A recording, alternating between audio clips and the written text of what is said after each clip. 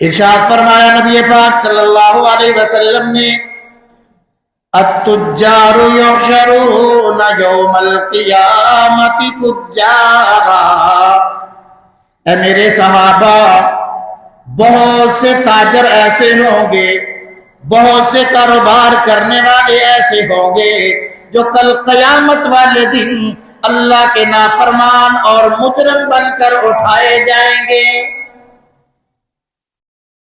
الا من اتقى اللہ وبر وصدق، جس تاجر نے 3 کام کیے، اللہ کا تقوی اور خوف دلوں میں پیدا کر لیا، نیکی کا معاملہ اختیار کر لیا اور سچائی کے ساتھ اپنا کاروبار کرنے لگا، اللہ اس کو بچائے گا جس کی تجارت میں سچائی نہ ہوگی، جس کی تجارت میں دھوکہ ہوگا، جس کی تجارت میں جھوٹ ہوگا، جس کی تجارت میں فریب ہوگا، جو دوسروں کو صرف لوٹنا جانتا ہوگا، دینا نہ جانتا ہوگا۔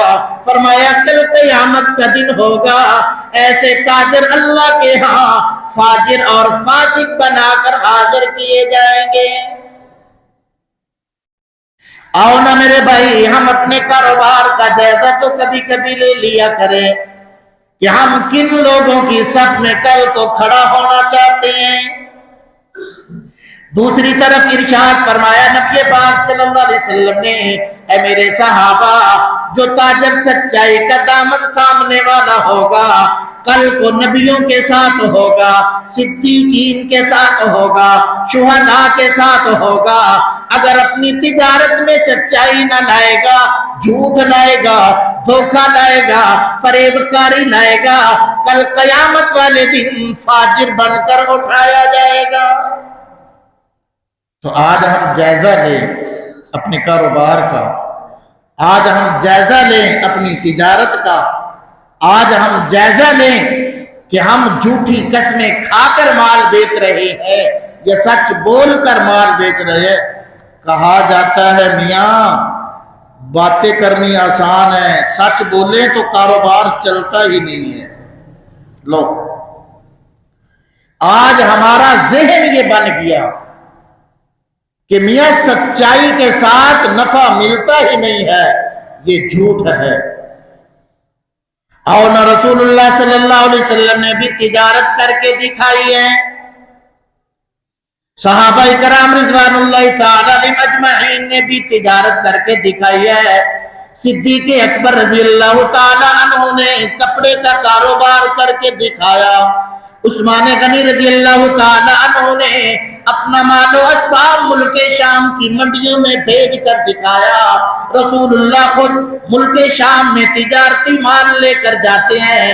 اور میرے بھائی تمام کی زبانوں پر یہی تھا کہ یہ محمد الرسول اللہ سچا ہے، امانت دار ہے، دیانت دار ہے۔ خدیجہ الکبریٰ منتیں کر رہی ہیں، پیغامات بھیج رہی ہیں، اے محمد بن عبداللہ اگر آپ پسند کرو تو میرا مال تجارت لے کر ملک شام کو جاؤ۔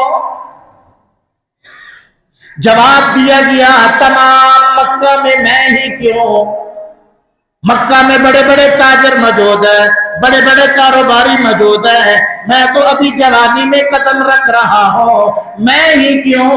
خدیجہ الکبریٰ کہتی ہیں جو صفات میں نے آپ میں دیکھی ہیں میں نے مکہ کے کسی تاجر میں نہ دیکھی۔ آؤ میرے بھائی آج ہم اپنے کاروبار میں امانت داری کو لائیں، دیانت داری کو لائیں، سچائی کو لائیں۔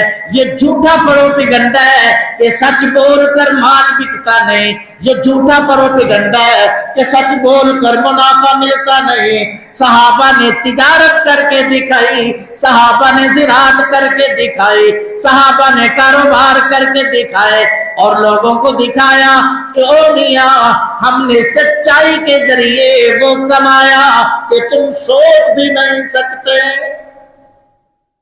تو آج دیکھ لیجئے گا ہمارے ہاں کاروبار کس طریقے کے چل رہے ہیں، کس طرح سے چل رہے ہیں، کن ذرائع سے چل رہے ہیں، ہر آدمی بہتر سمجھتا ہے۔